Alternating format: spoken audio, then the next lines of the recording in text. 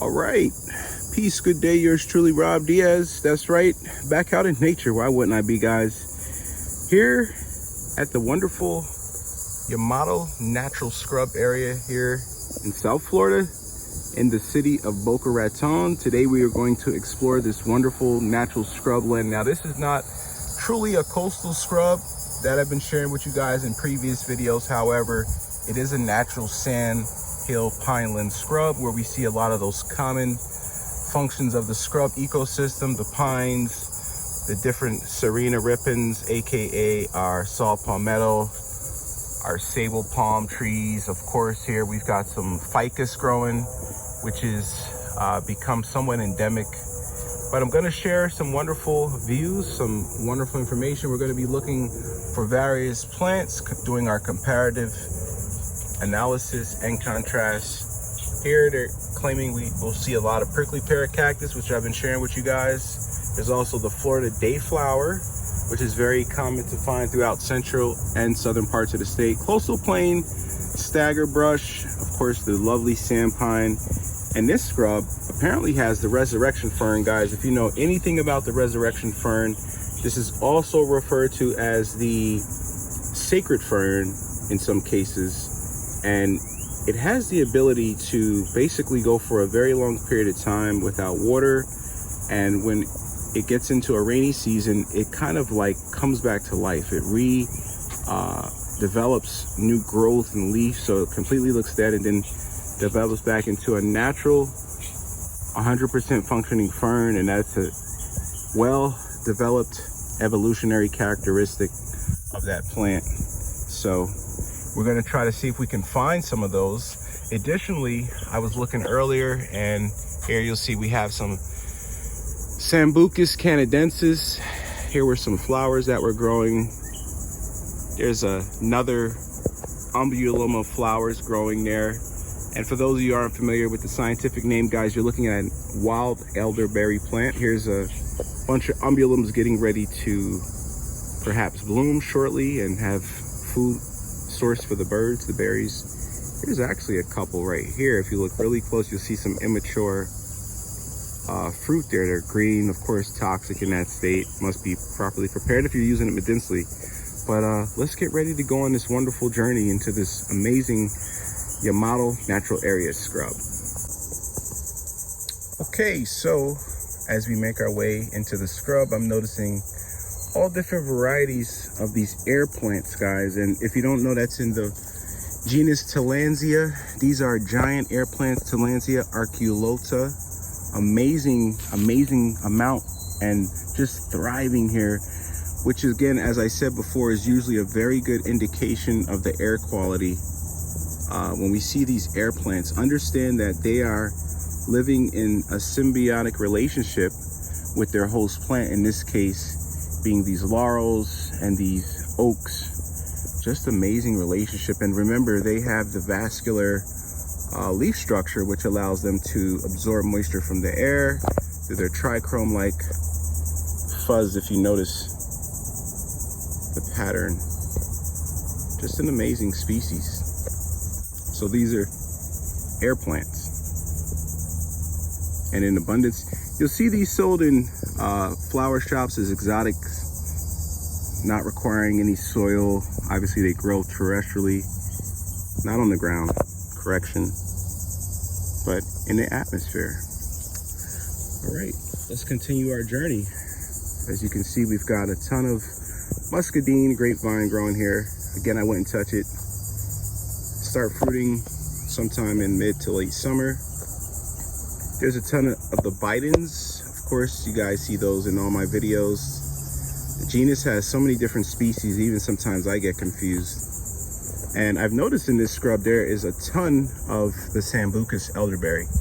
So we'll continue on. There is supposed to be a hiking trail and also a nature trail dedicated in this scrub. So we're going to check that out. Take a look, guys. Just look at this part of the scrub here where you see nothing but sand. Literally nothing is growing there. It is pure sand. And again, when we look at the ecosystem and the history, evolutionary period going back millions and millions of years ago, this land pretty much rose up out of the ocean and there were sedimentary deposits of silica, limestone is what you're looking at, sometimes crushed calcium coral formations, and of course we had that evolutionary period where we got a lot of the deposits in the streams and rivers coming out of the northern mountain trails that sit above Florida, known as the Appalachians. So you get a lot of those deposits down here. I just wanted you guys to see that as we continue on in the Yomato scrub.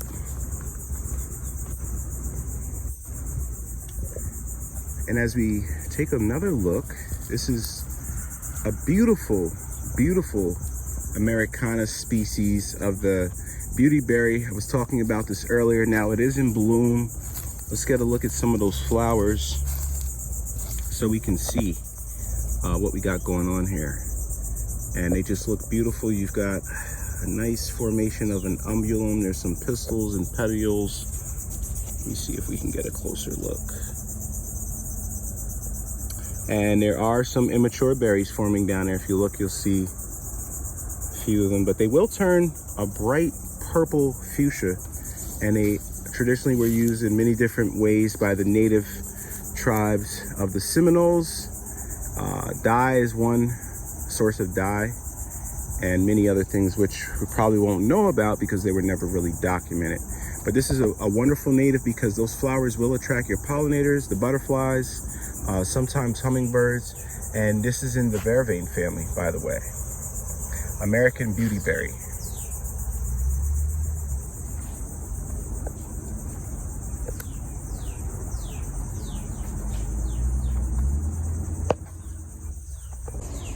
All right, so take a look at these wonderful air plants, guys.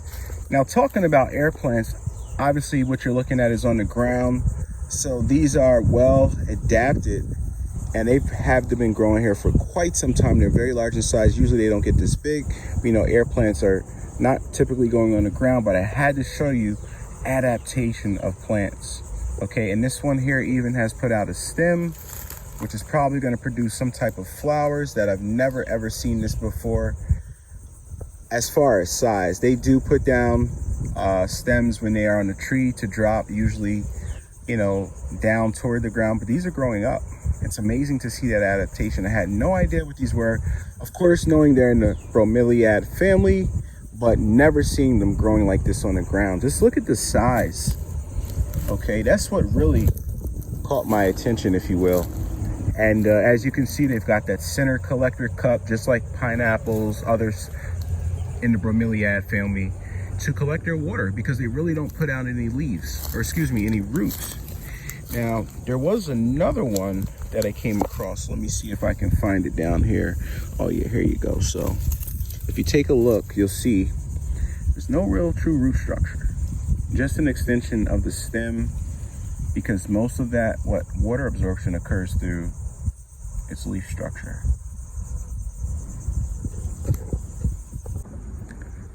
All right, so we continue the journey through the Yamato scrub here.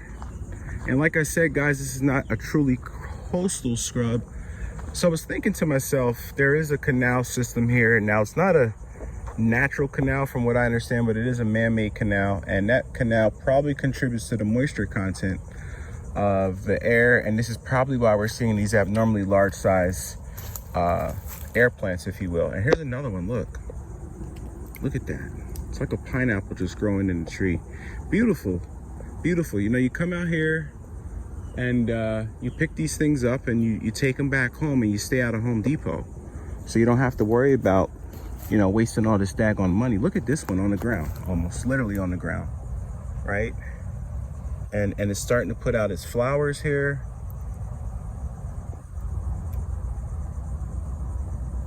Just wonderful. But again, one thing I will say, these air plants only thrive where there is extremely good air quality and there's no air pollution. Not even a slight change in the air quality can occur for these things to thrive. And another way to validate that is, if you notice, you'll see the lichens, the green fungi-like structure growing on some of these dead oak branches. That's another good indicator of the air quality.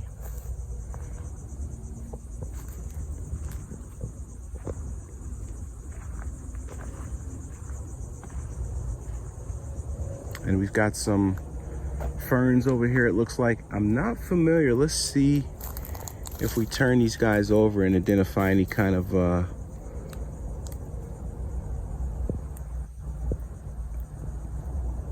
spawn. I don't see anything. Maybe even not a true fern. But we'll have to look this one up and see what it's showing. Okay, so with confirmation, we are looking at what is commonly known as the bracken fern, or Pertedillium aquailium. And this one likes partial shade. Haven't seen in any of the other scrubs down here. Very large in size. Has a very, very, very large stem, if you will. And comes out with this alternating leaf pattern. But I don't see any spores on the underside of the leaves. Maybe it's too early for this species. Really not sure, but a beautiful, beautiful fern. This would make well for landscape use, in my opinion. All right, we continue on the journey out in nature. Where else would you rather be? You know, I haven't heard a car horn honk. I haven't heard any noise from a human being. And quite frankly, that's the way I like it. Look at this Eucina lichen moss, aka old man's beard, which is basically that stringy-like substance you're seeing covering this oak tree. Just beautiful. Again, another great indicator of the air quality. Lack of pollution. Here's something else growing down here, upside down. This looks like another type of air plant. Maybe it's a different species, I can't tell, but just beautiful in growth.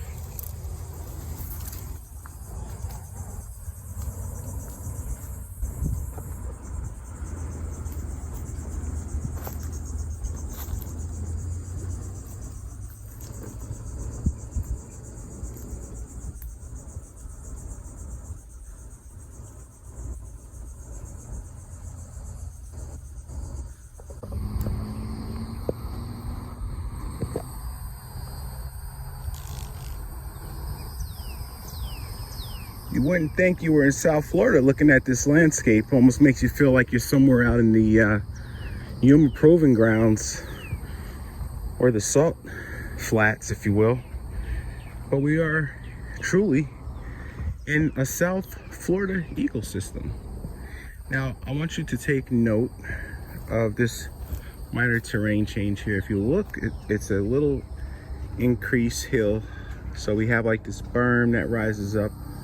Oh, I would say a good 5 feet from the standard ground I'm standing on. But this is a natural development that occurred roughly a couple million years ago. And again, as I said, when the ocean separated from this segmented sediment landmass, this is what you ended up with, where you have very, very infertile soil, lots of mineral deposits, changes in the land elevation, which is mostly at sea level down here, guys, in South Florida. Just want you to be aware of that. There you go. Nice helicopter in the background. Nice siren. Gotta love it. Gotta love that man-made noise. You just gotta love it. Especially when you get out in these type of environments where you have these wonderful ecosystems, because you get the best of both worlds. But again, I don't really care for that other stuff, that man-made noise. So yeah, just wanted you guys to see that. Again, we're in pure sand, and you know, when you have pure sand like that, there's no minerals that are beneficial in form for nitrogen loving plants, microbes which may be present for a lot of those nitrogen. So you get these Fabaceae family leguminosæ native flowers, which are in the pea bean family, because they're nitrogen fixers. They lock that up. They do that work. All right, so looks like we're coming upon a patch of some prickly pear cactus. Hey, there's a nice black snake over there. I just heard something rattling and I saw him moving. Let me see if we can focus in a little bit. Oh, he was just on that palmetto leaf right there. That dry palmetto leaf, if you will. Probably a black racer. But good thing I heard him before he saw me. Or at least so I think. But back to our wonderful prickly pear cactus, as you can see here. Perfectly adapted for in this growing environment. This is typical.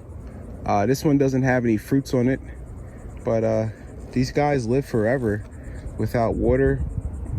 They can tolerate this dry condition, non-shaded condition, just well adapted for this type of scrub system. If we look over here, we got some amazing, let me see if I can go around. Wonderful, and this is semi-invasive to South Florida, but it's very medicinal, makes great for your plant. You're looking at the Madagascar periwinkle, and there's many variegations of this, guys. Now you'll see it in different colors from pink to purple, white of course, growing along disturbed areas, roadsides, highways. Very, very much studied in a lot of the Caribbean universities for herbal medicine and cancer substitution. Okay, so looks like we got a nice variety of the Pleopeltis polypotyites. Pleopeltis polypotyites, guys, aka the resurrection fern. And this is what I was talking about. In a symbiotic relationship, you'll see this is growing on the side of a live oak tree here. Okay, no true root system, very young plant, facing the northern side where you've got your sphagnum moss growing, of course the shaded side. But this plant, if you will, this fern, has the ability to completely go without water for the entire summer, and it dries up. And when the rainy season comes back in, the late summer, it will basically regenerate itself and grow back to life. So it will look like it's completely dead, and basically water brings it back to life, guys. Now there's another one I've seen known as the Jericho fern. They sell this in these metaphysical shops online, and tell you, it's a money plant, and if you do all this crazy stuff, like, it'll bring you money. And you got to put it in water and wait for it to come back to life and all of that stuff. But take a look here. I'm actually trying to find one that's actually dried up. It looks something like this when it's all dried up.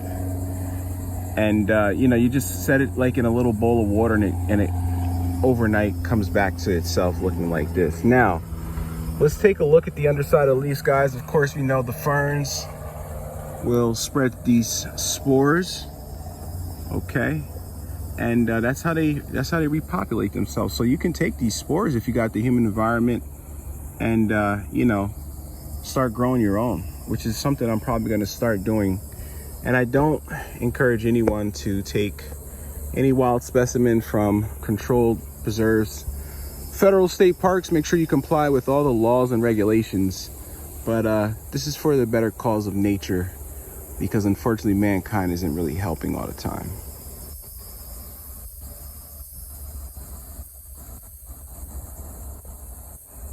Beautiful, beautiful fern. Here you go. What are the chances of you stepping on chewing gum in a natural preserve?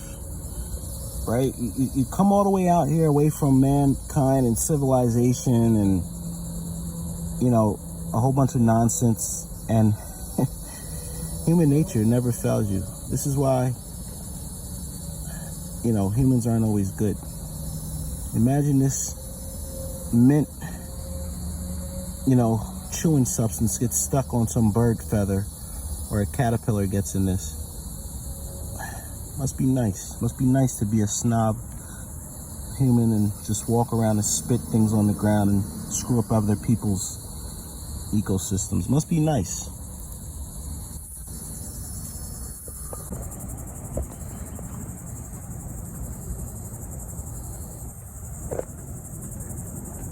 Beautiful day out in nature, and I keep running across these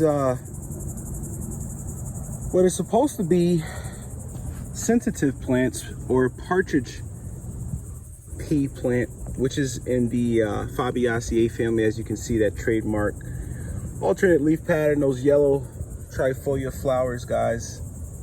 But when I touch these, they don't do anything, so I don't know. I double checked, but just a really cool looking plant here. And of course, they distribute their seeds through the pods.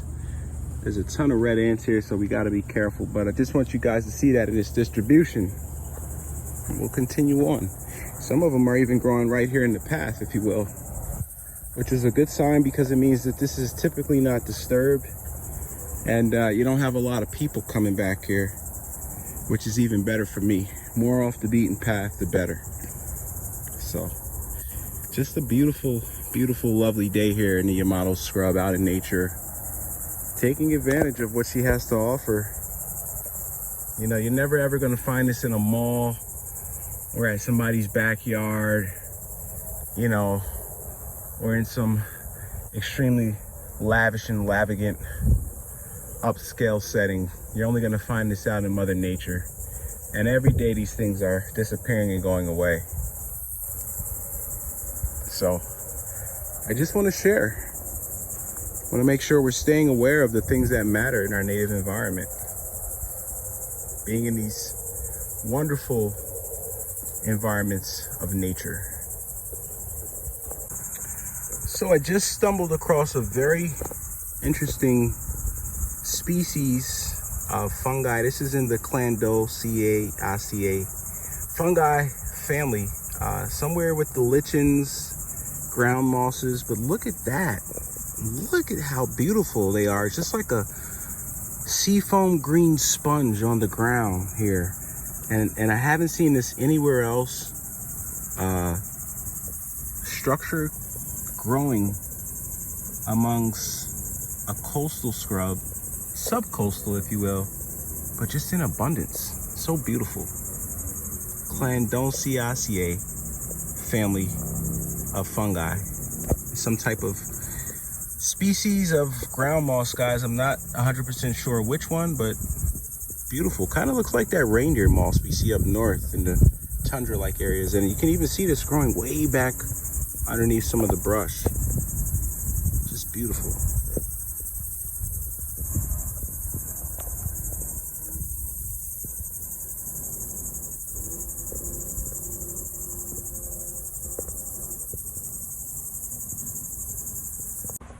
All right, peace, peace, peace. Yours truly, Rob Diaz, guys. So just want to make sure we understand the efforts that I put into creating these wonderful videos. Requires a lot of work, a lot of physical routine of research, making sure you have your reference guides, using other proprietary database software applications on the phone.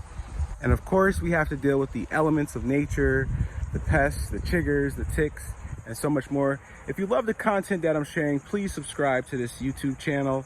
Share it with your friends, share it with your families. Make sure you turn on the notifications, because I do live streams from these locations sometimes out in public, and you never know when I may show up. So if you enjoy the content, please subscribe, like, share. Additionally, if you guys want to check out my campaign fund for research on my GoFundMe campaign, there's a link in this YouTube profile you can click and read to learn more. No obligations, but I always appreciate you guys coming out and supporting me in nature. I hope everyone has a wonderful day. Peace. Yours truly, Rob Diaz.